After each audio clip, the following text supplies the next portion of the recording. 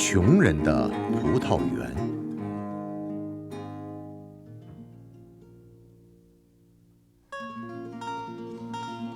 从前，在一个遥远的地方，有一位穷苦的老人。他有3个儿子，他们除了有一个葡萄园，其他一无所有。因此，他们就像爱护眼睛一样，珍惜着这片葡萄园。3个儿子不分昼夜地轮流守护着葡萄园。这天早上，大儿子去了葡萄园，他坐了下来，开始吃东西。这个时候，一只青蛙跳到了他的面前，对他说：“小伙子，给我一口面包吧，我已经2个星期没吃什么东西了。”这可没门！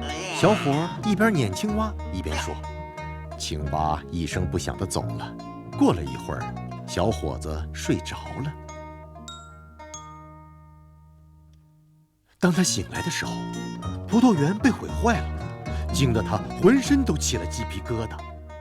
第二天，二儿子来到了葡萄园，青蛙也过来向他讨面包，他也一样赶走了青蛙，还朝他扔了一块石头。然后，这位二儿子也睡着了。当他醒来的时候，一大半葡萄园又被毁坏了。嘿！他们的老父亲暴跳如雷，不再让这2个儿子去看管葡萄园。小儿子对他说：“爸爸，你不用难过，毕竟还有我去照看好了。”这个小伙子来到了葡萄园，他坐下来吃东西的时候，青蛙又来要面包。没问题，我很乐意的。说着，他掰了一块面包，热心地递给了青蛙。青蛙，你吃吧，你也是个上天造化的小东西。你是个好小伙子，好人会有好报的。来，我给你铜的、银的和金的3只杖杆，夜里会来铜色、银色和金色的3匹马，他们想捣毁葡萄园。不过你挥一挥这几根杖杆，他们就会温顺起来。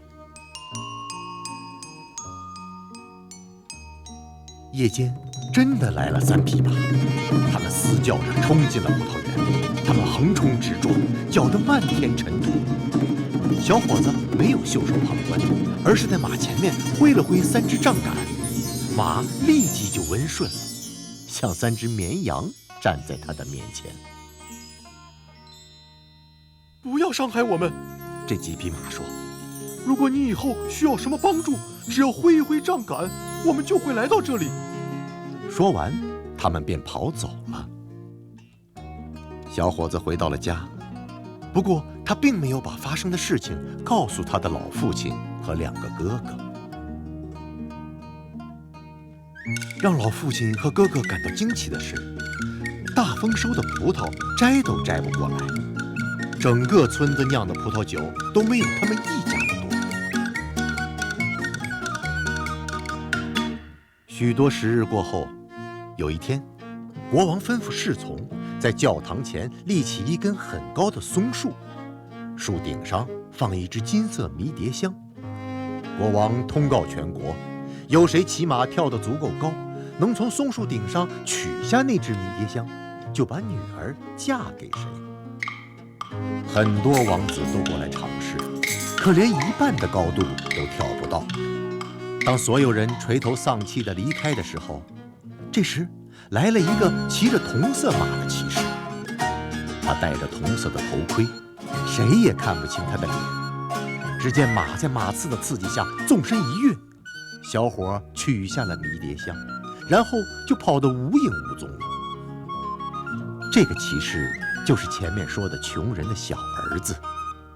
他换上了破烂的衣服回到家，老父亲和2个哥哥也看到了教堂前惊奇的场面。他们回到家的时候，只见小儿子稳当当地在屋角待着。他们讲述了看到的事情。我比你们看得更清楚，我是站在篱笆墙上看到的。2个哥哥非常嫉妒弟弟，为了不让他再看到这样的事情，他们便把篱笆墙给拆了。到了下一个星期天，国王命令把一个金苹果放到了更高的一根松树顶上。又有很多人来尝试，但都是枉然。当所有人都垂头丧气离开的时候，来了一个骑着银色马的骑士，他戴着银色的头盔，面罩拉得很低，谁也看不清他的脸。只见他一跃就取下了金苹果，然后就跑得无影无踪。当两个哥哥回到家的时候，只见他们的弟弟稳当当地在屋角待着。他们讲了看到的事情，而且当然确信从这屋角是看不到的。哦，我比你们看得还清楚，我是爬上鸡舍顶看到的。两个哥哥气急败坏地捣毁了鸡舍。到了下一个星期天，国王让人把一条金丝巾放到了更高的松树上。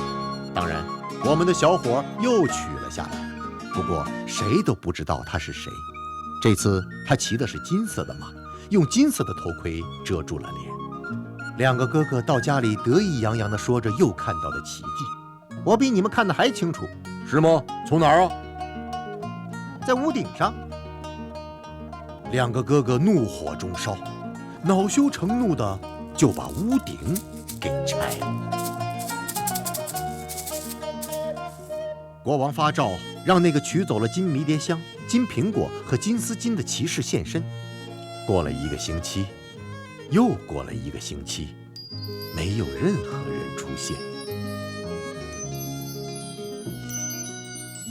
国王把全国有些本事的小伙们都招到了王宫，但是他们之间就是没有那个威武的骑士。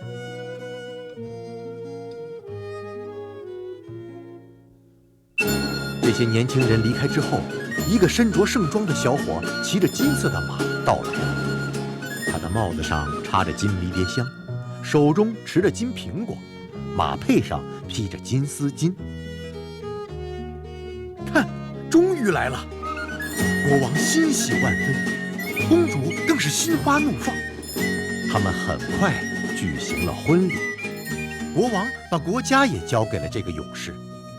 两个人就这样一直幸福地生活着。